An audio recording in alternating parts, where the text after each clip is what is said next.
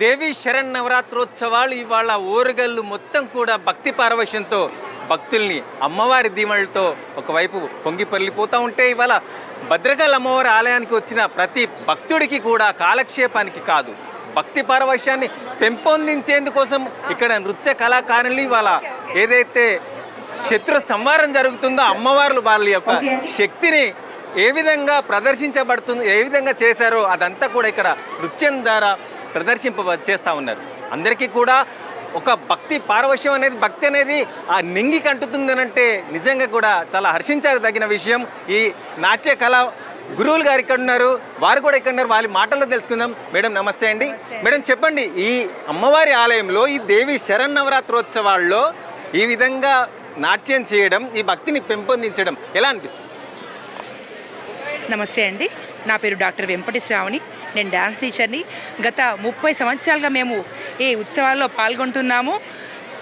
చాలా అద్భుతంగా ఈ ఉత్సవాలు జరుపుతున్నారండి. మాకు చాలా సంతోషంగా ఉంది.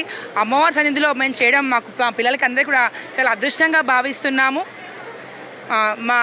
మా కళా సంస్థ నుండి ఈ దేవాలయం వారి కమిటీ వారికి కూడా మేము మా ప్రత్యేక ధన్యవాదాలు తెలుపుకుంటున్నామండి. ఈ నేర్చుకున్న శిష్యులు కూడా చాలా ఆనందం వ్యక్తం చేస్తున్నారు. చెప్పండి అమ్మా, ఇక్కడ ఈ విధంగా ఈ ఉత్సవాల్లో నృత్యం చేయడం ఎలా అనిపిస్తుంది? ఈ ఉత్సవాల్లో పాల్గొనడం చాలా సంతోషంగా ఉంది. మా గురువుగారు వెంపటి శ్రావణి గారు మమ్మల్ని చాలా ప్రోత్సహిస్తారు. ప్రతి దానికి ప్రతి ఒక్కటి కూడా మేము ఈ పర్ఫార్మెన్స్ స్టార్ట్ చేసినప్పటి నుంచి ప్రతి ఒక్కటి కూడా చాలా దగ్గరుండి చూసుకుంటారు. చాలా బాగా మమ్మల్ని ఎంకరేజ్ చేస్తారు ప్రతి దానికి. ప్రత్యేకంగా నేను వచ్చేసి నాది ఫస్ట్ పర్ఫార్మెన్స్ చాలా దగ్గరుండి చాలా బాగా చేయించారు. చాలా ఎంకరేజ్ చేస్తారు మమ్మల్ని. చెప్పండి అమ్మా, మీకెలా అనిపిస్తుంది? అందరికీ నమస్కారం. నా పేరు కౌశిక. నేను మా గురువుగారి దగ్గర ప్రస్తుతం 8 years నుంచి డ్యాన్స్ నేర్చుకుంటున్నాను. ఈ భద్రకాళి గుడిలో చేయడం నా అదృష్టం అని నేను భావిస్తున్నాను. ఈ భద్రకాళి అమ్మవారి ఆశీస్సులు అందరికీ ఉంటున్నాయని ఆశిస్తున్నాను. ధన్యవాదాలు. ఇక్కడ ఈ ఉత్సవాలు నిర్వాహకులు కూడా ఉన్నారు, వారి సంతోషాన్ని కూడా తెలుసుకునే ప్రయత్నం చేద్దాం. ఇక్కడ ఈ గురువులుగా జడ్జెస్గా ఉన్నారు. చెప్పండి, ఈ వీళ్ళందరికీ కూడా ప్రశంసా పత్రాలు ఇవ్వడం, వీరిని ఇంకా ప్రోత్సహించడం ఎలా అనిపిస్తుంది? ఎలా అంటే అది మా మేడం వెంపటి శ్రావణి మేడం చెప్పాలి. ఆ కళ గురించి మాకు అంత అనుభవం లేదు.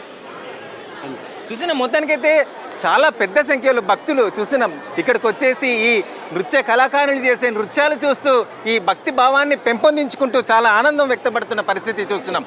చాలామంది గమనించాల్సిన విషయం ఏంటంటే ఇక్కడ అమ్మవారి సన్నిధిలో అమ్మవారి దీవెనల కోసం రావడమే కాదు, ఇక్కడికి వచ్చి ఇలాంటి కాలకృత్యాలు ఇలాంటివి ఉన్నాయి కాబట్టి భారీ సంఖ్యలో భక్తులు వచ్చి సాయంకాలం పూట ఈ చల్లటి గాలిలో ఈ కొండ మధ్యన ఈ కళాకారులు చేస్తున్న నృత్యాన్ని తిలకించడానికి కూడా ఒక మంచి అవకాశం ఉందని చెప్పుకోవచ్చు.